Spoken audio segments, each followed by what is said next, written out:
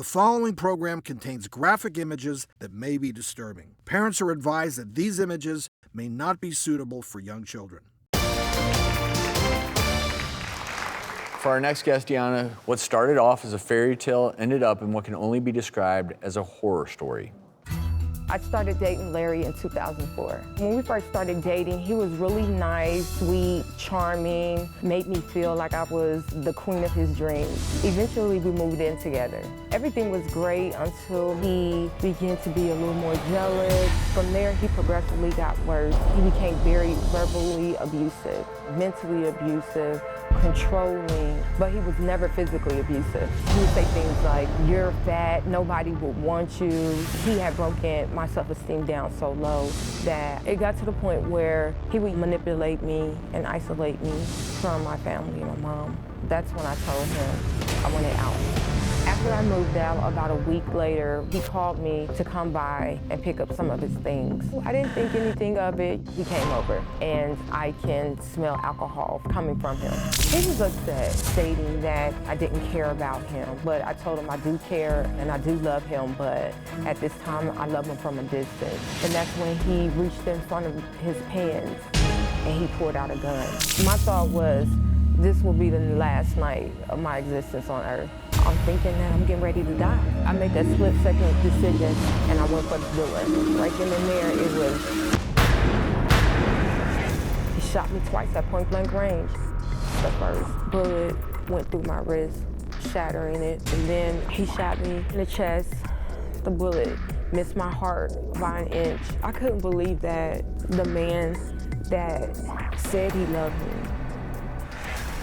was trying to kill me. I ran out screaming for help, knocking on neighbors' doors, hoping that someone would answer. And he turned the gun on himself and shot himself in the head. I was shot, I was bleeding. I thought I was gonna die, but I was not prepared for what happened next.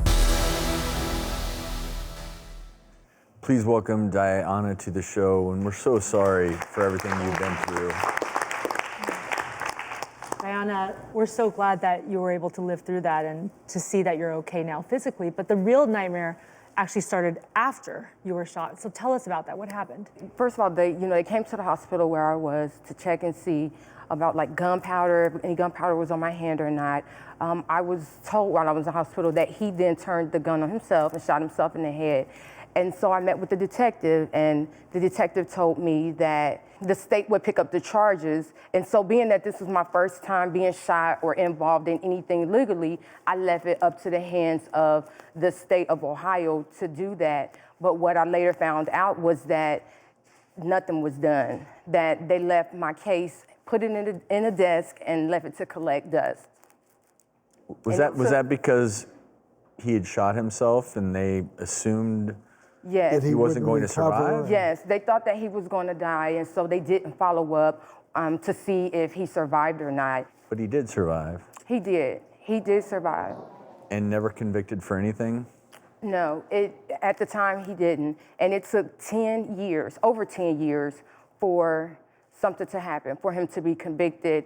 And it wasn't until I met one of the state representatives in Ohio who helped advocate for something to be done. But he is in jail now. He is. He's in jail. What's his sentence? He got 3 years. Whoa. Whoa.